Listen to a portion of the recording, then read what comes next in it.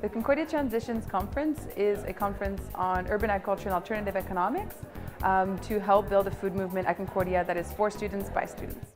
At 9 o'clock we had our first keynote speakers, Laurent Lévesque from Util. So he started talking about different cooperative student housing initiatives that are happening, the models that are governing these cooperative housing initiatives, and even the fund social enterprise. This was followed by a break where we broke up into different workshops. My name is Hugo Martorell. I'm a student here at Concordia, and I'm one of the co-founders of Justice Alimentaire Montréal. I got involved in the Transitions Conference because it's a big starting point to talk about local and healthy food systems in Montreal.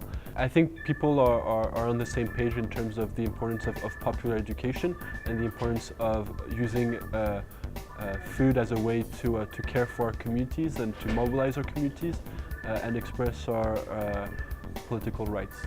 My name is Gabrielle Caron and I'm working with Le Campus Potager. We went over self-watering containers, so it's made out of recycled material. You're able to grow vegetables in those containers. There's like a bottom with a reservoir, and so you're able to leave them on their own for a couple of days and not have to worry about the plant being watered every single day. I think Transition is a great conference throughout the year. I think it really helps students to fully understand what it is to be able to have local food and all the work that's put behind it.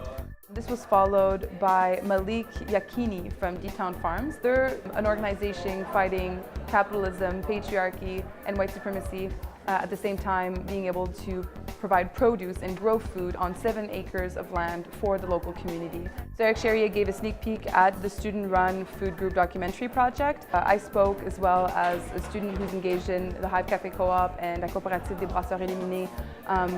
And Satoshi Aikida, a professor in sociology and anthropology, who's a huge actor here at Concordia. We broke into another series of workshops, which included the Concordia Greenhouse Microgreen Workshop, the Hive Cafe Solidarity Cooperative, looking at the cooperative business models, and Cooking at Concordia. My name is Arian Weeks. I did a workshop today as part of Cooking at Concordia, which is usually a group that will show students how to cook for themselves on campus. But today we focused on how to build your own planters for either your balcony or back garden. I'm glad I came this year. It's been really eye-opening and interesting to see all that's going on both here at Concordia and elsewhere in Canada and the United States.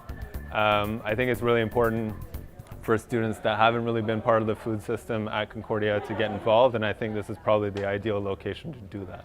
We finished off the day with Catherine Gibson, who is a post-capitalist feminist geographer, and she just spoke about how we can take back the economy. So it was really exciting, and we got to see a little bit what's happening in Australia in relation to food and what's happening in Australia in relation to take back the economy, student mobilization there.